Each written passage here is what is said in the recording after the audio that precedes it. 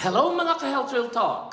Mabait ka pero paulit-ulit kang napapagod. Baka kailangan mo ng boundaries. The balance between kindness and self-respect. Ang bait mo, totoo yan. Ikaw yung laging tumutulong, laging nakikinig, laging nauunang magbigay kahit wala nang natitira para sa sarili. Pero ang real talk, mabait ka nga pero pagod ka na. At minsan, hindi ka napapagod sa trabaho. Napapagod ka sa pagiging palaging available.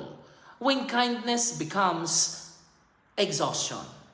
Walang masama sa pagiging mabait, pero kapag lagi mong inuuna ang iba at nakakalimutan mo na ang sarili mo, hindi na yan kabaitan. Kabigatan na yan. Ang tawag dyan, compassion fatigue.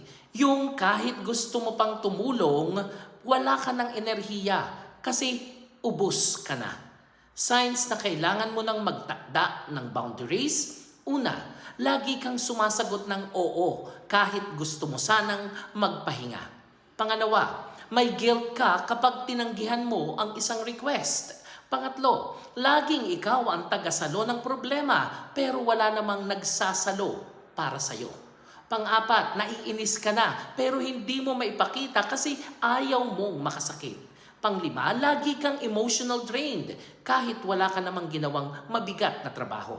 At ang Health Real Talk, kindness without boundaries leads to burnout. Ang tunay na kabaitan ay hindi sukatan ng pagkapagod. Hindi mo kailangang ubusin ang sarili mo para mapatunayan na mabuti kang tao. Boundaries are not walls, they are gates. Hindi sila para isara ang puso mo, kundi para protektahan kung sino at ano ang papasok dito.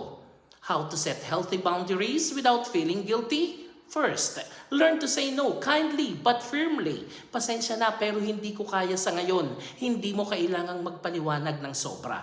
Pangalawa, recognize your limits. Ang pahinga ay hindi katamaran. Ito ay maintenance ng kabutihan mo.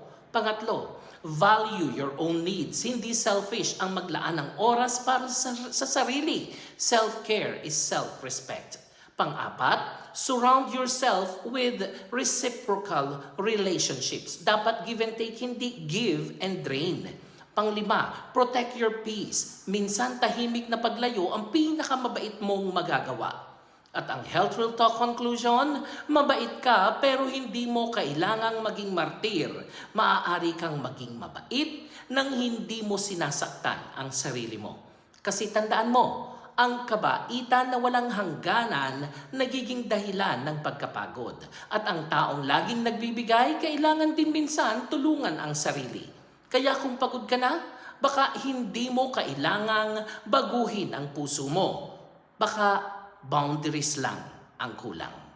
Ako po si Arlene para sa Health Real Talk. Have a nice day, everyone.